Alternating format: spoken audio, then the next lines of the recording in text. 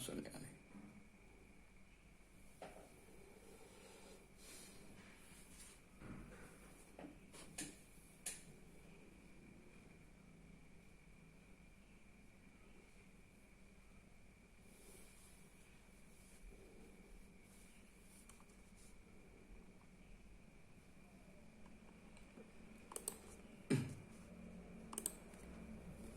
Slide-nya yang pegang siapa, Ustaz?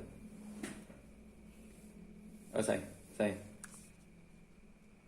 Belum bisa ya, masih host disable participant. Belum diizinkan.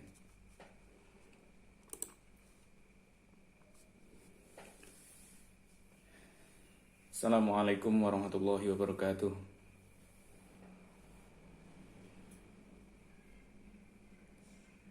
Alhamdulillahilladzi qad waffaqa li'ilmi khaira khalqihi walittuqa hatta nahat qulubuhum linahwi famin 'azimi sya'nihi lam tahwi fa ushribat ma'na dhamir syani fa uribat fil hani bil alhani. Allahumma fasalli wa sallim ala habibina wa syafi'ina wa maulana Muhammadin wa ala alihi wa sahbihi ajma'in.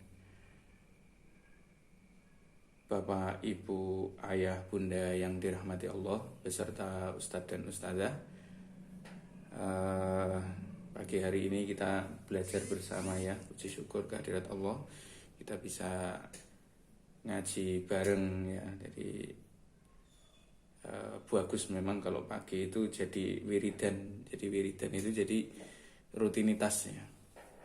Rutinitas sebelum subuh sampai matahari terbit itu ada hal positif yang kita lakukan ya, bisa dengan zikir, bisa dengan tilawatil Quran, bisa dengan mengkaji dan sebagainya. Nah, seperti itu suatu kesyukuran ya, karena banyak orang yang tidak mampu untuk bangun sebelum subuh dan menghidupkan waktu sebelum dan sesudah subuh sampai terbit. Nah, fadilahnya apa sih, keutamaannya orang kalau bisa bangun itu kan, inna nasyi'atal laili hiya asyaddu wat'aw wa aqwamu qila kan gitu.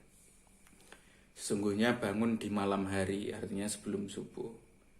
Inna nasyi'atal laili hiya asyaddu wat'an. Itu akan memperkokoh kaki kita, artinya akan membuat kita itu tegas, membuat kita itu optimis, membuat kita itu percaya diri, confidence dalam menghadapi kehidupan apapun, ujian apapun, kesulitan apapun, keadaan yang menimpa kita. Wa aqwamu qila, dan lebih lurus dalam ucapan, lebih kuat dalam ucapan. Artinya apa? Ucapan kita akan lebih didengar. Ya, begitu. Jadi kita nasihati anak didik, kita nasihati anak-anak kita nasihati tim kita nasihati siapapun, itu akan mudah didengar ya, ketika kita bisa menghidupkan dua waktu. Waktu sebelum subuh dan waktu sesudah subuh sampai matahari terbit. Nah, itu yang perlu kita syukuri pada pagi hari ini. Ini kan baru salah satu alasan untuk syukur. Terus kemudian salawat dan salam semoga tetap tercurahkan kepada junjungan kita Nabi besar Nabi Agung Muhammad Sallallahu Alaihi Wasallam yang telah mengajarkan kepada kita tentang kehidupan yang baik, fitarbiyatil aulad, mendidik anak yang baik, dan menuju kebahagiaan kita dalam hidup di dunia, dalam bermasyarakat, bernegara, mencari rizki, dan semua aspek kehidupan itu lewat pintunya Rasulullah Sallallahu Alaihi Wasallam. Ayah, Bunda, dan Ustadz Ustadzah yang dirahmati Allah, pagi hari ini kita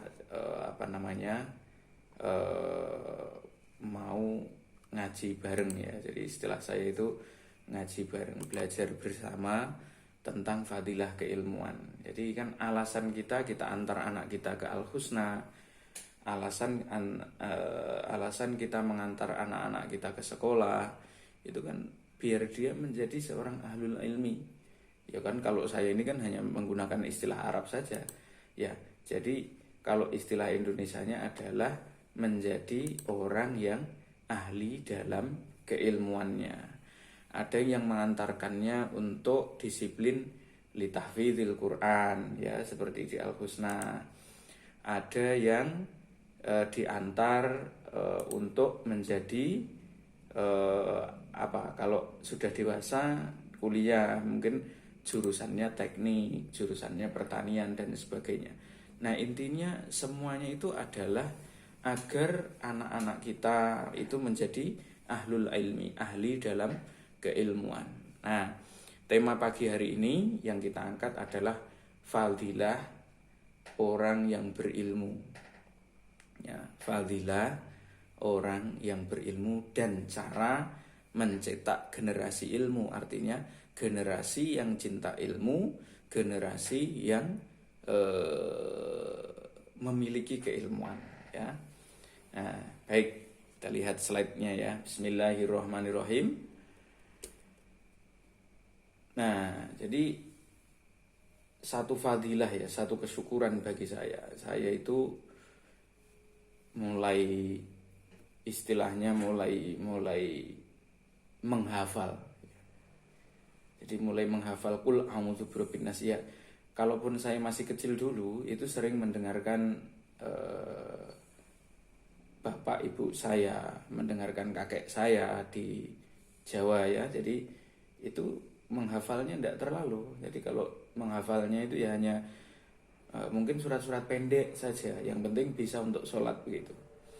Ya, jadi beda sekali dengan zaman sekarang. Anak-anak kita di Al-Husna dari kecil mereka sudah belajar. Nah, saya saja yang hafalannya hanya di sekolah TK atau di TPQ yang ya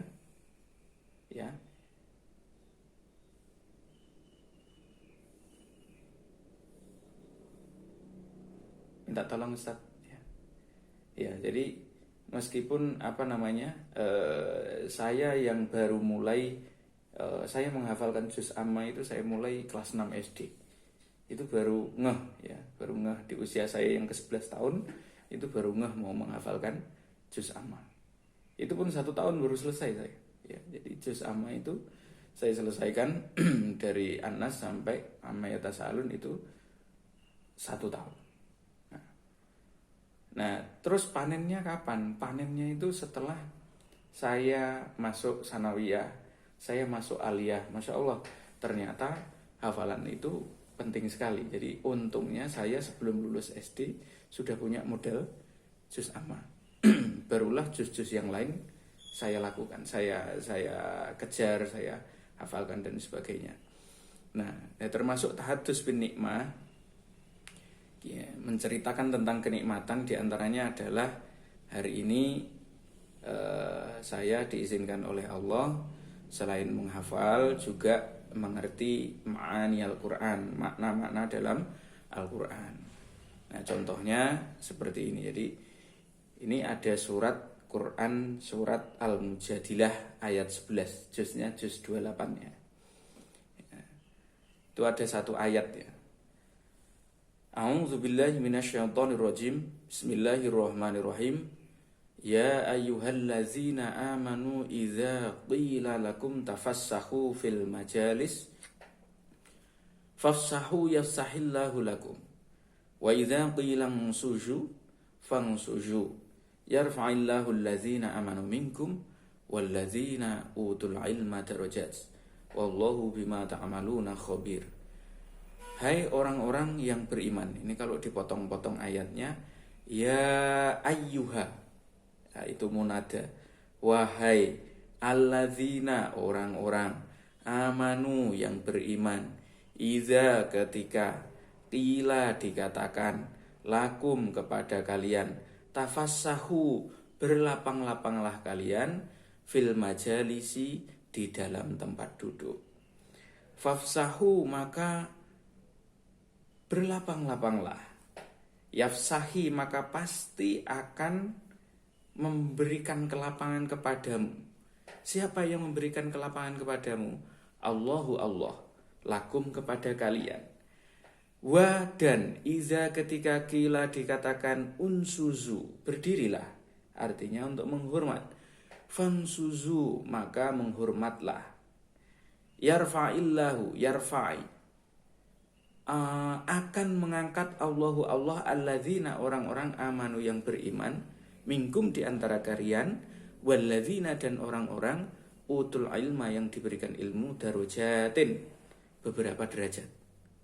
Ya, orang yang beriman kemudian dia berilmu, maka dia akan diangkat oleh Allah beberapa derajat. Wallahu dan Allah bima ta'maluna khabir. Ngaji kita hari ini hanya satu ayat ya.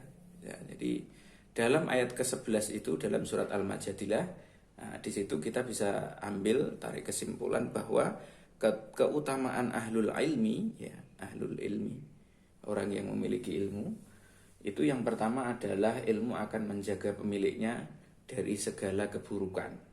Ya, ilmu itu akan menjaga pemiliknya dari segala keburukan. Berbeda dengan harta. Ya, dikatakan dalam kitab Ta'limul Muta'alim itu adalah al-ilmu yahfazu li ahlihi. Ilmu itu akan menjaga kepada orang yang memilikinya. Wal malu yahfazuhu sahibuhu. Dan harta itu harus menjaganya. Siapa yang menjaganya? Yaitu pemiliknya. Ilmu itu tidak perlu diurus. Ya urusannya hanya murojaah, urusannya hanya mutola'ah, mengulang-ulang itu saja. Tidak ada materi yang harus kita keluarkan. Kecil-kecilnya kalau kita itu punya mobil, ya, kita punya mobil, nah, itu urusannya banyak. Cek ban kempesnya, cek radiatornya, cek bensinnya, itu baru setiap harinya. Nah, nanti setiap bulannya servis berkalanya. Ada lagi apa lagi namanya? Ganti olinya. Nah, tahunannya pajaknya. Nah, pajaknya bisa 3 juta, bisa 5 juta. Nah, kalau kita antar anak kita ke sekolah, mungkin hanya 500 ribuan. Nah, kalau 500 ribu, kalau kita gunakan pajak ya, pajak mobil yang itu 5 juta, bisa 10 bulan itu dipakai sekolah untuk anak kita. Berarti hakikatnya ilmu itu akan menjaga ahlinya. Nah, seperti itu. Ya, dari segala keburukan. Saya cerita tahun 2011 itu saya pernah terpuruk dalam bisnis ya, dalam usaha. Nah, terus kemudian yang mengangkat saya sampai hari ini itu juga keilmuan. Jadi ada dalam mahfudzat itu laulal ilmu lakanan nasu kal bahaimi. Tanpa keilmuan manusia itu ya mirip-mirip dengan bahaim. Bahaim itu artinya adalah hewan. Ya. Jadi Masya Allah, keutamaan ilmu yang pertama adalah ilmu akan menjaga pemiliknya dari segala keburukan. Ya, jadi kalau kita masih lurus dijaga agar tidak jatuh. Kalau kita kalau kita jatuh maka ilmu akan menjaga kita agar jatuh kita tidak terlalu dalam. Kita akan diangkat untuk naik. Nah, seperti itu. Yang nomor 2, ilmu akan mencukupi segala kebutuhan pemiliknya. Man arada dunya fa'alaihi bil ilmi wa man arada al akhirata fa'alaihi bil ilmi wa man aradahuma fa'alaihi bil ilmi. Yang pengen dunia harus punya ilmu. Yang pengen akhirat juga harus ilmu, ya. Pengen kedua-duanya, kedudukan kemuliaan kedua-duanya juga harus ada ilmu. Jadi semua keilmuan itu akan membawa kecukupan, ya, seperti itu. Tidak kaya, tidak apa-apa. Yang penting cukup. Karena banyak orang yang memiliki harta berlebih, fasilitas berlebih, karena kemiskinannya dalam ilmu, maka dia merasa haus. Contohnya siapa? Itu yang dibawa KPK, itu yang dibawa di lapas-lapas. Ya, itu bukan orang miskin, tetapi miskin keilmuannya. Ya, ilmu yang membawa kepada keimanan. Terus yang nomor 3, ilmu akan mengantar pemiliknya kepada derajat yang tinggi di sisi Allah. Ya, ini yang lebih penting ya. Nah, jadi kalau Allah itu innallaha la yanzuru ila ajsamikum wala ila suwarikum walakinnallaha yanzuru ila qulubikum, tetapi Allah itu melihat kepada hati kalian, hati yang penuh dengan keimanan, dan keimanan itu tumbuh dari keilmuan. Tidak ada iman itu tidak tumbuh dari keilmuan, itu tidak ada. Ya, jadi separuh dari keimanan itu tumbuh dari keilmuan. Karena keimanan yang sempurna itu sumbernya dari keilmuan. Nah, begitu. Rasulullah beriman kepada Allah, tetapi Rasulullah diberikan Al-Quran. Artinya apa?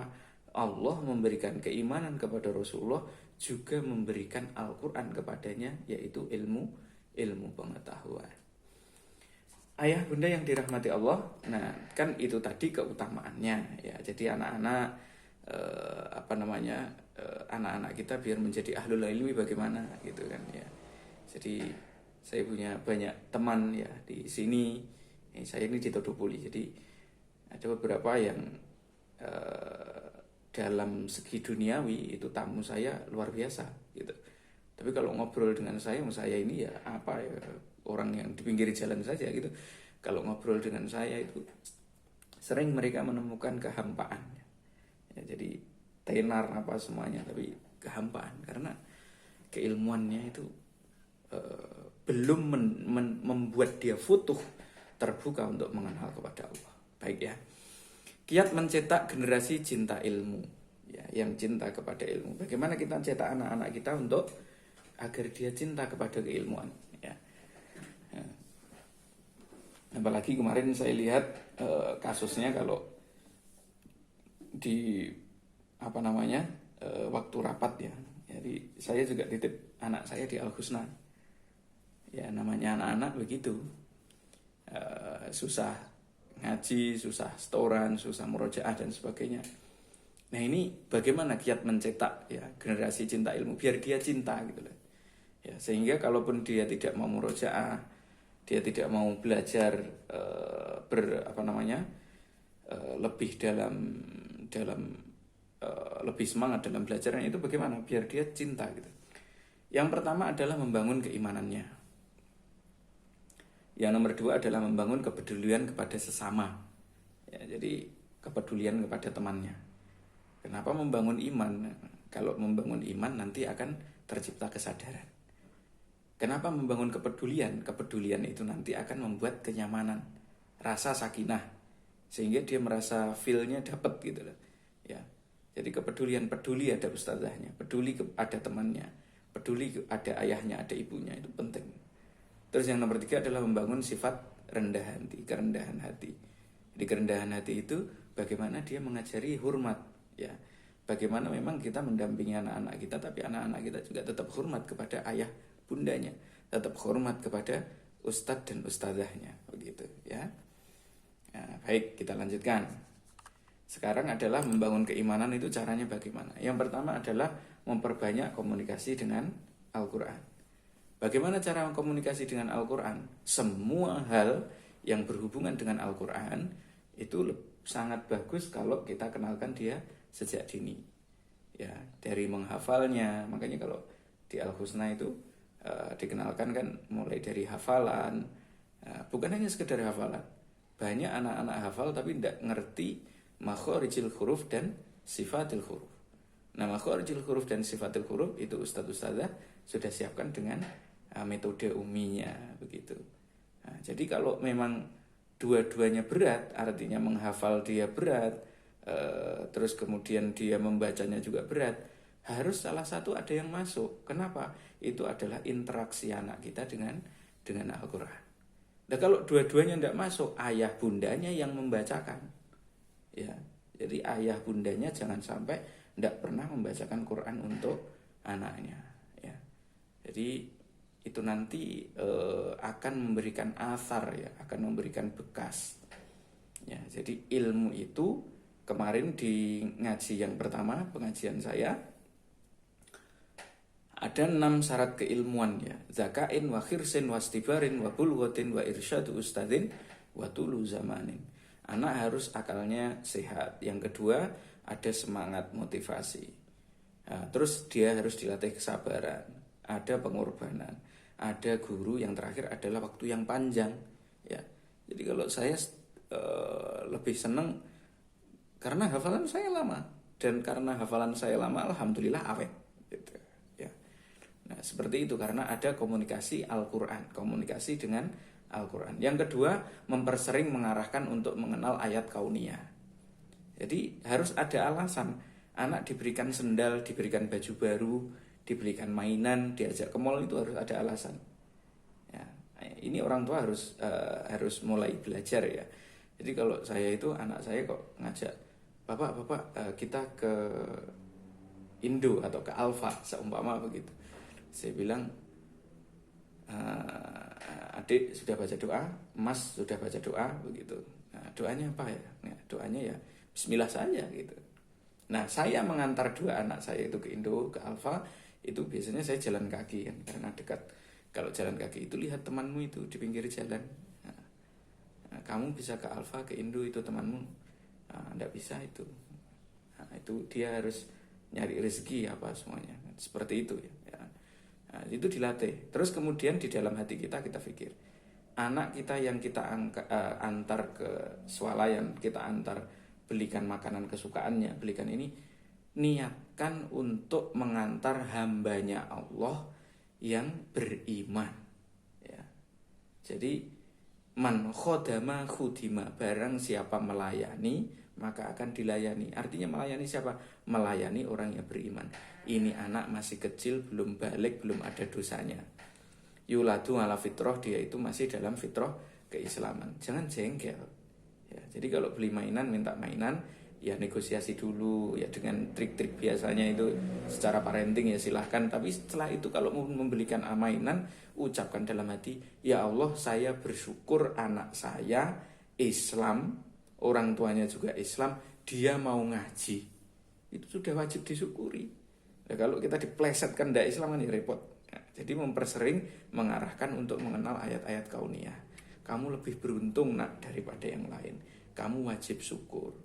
Teman-temanmu masih hafal trikul, kul wallahu ahad, kul a'udzu birabbil falaq, kul a'udzu birabbin nas. Tapi kamu sudah hafal juz amma. Kamu wajib bersyukur. Ya, gitu. Ya, seperti itu.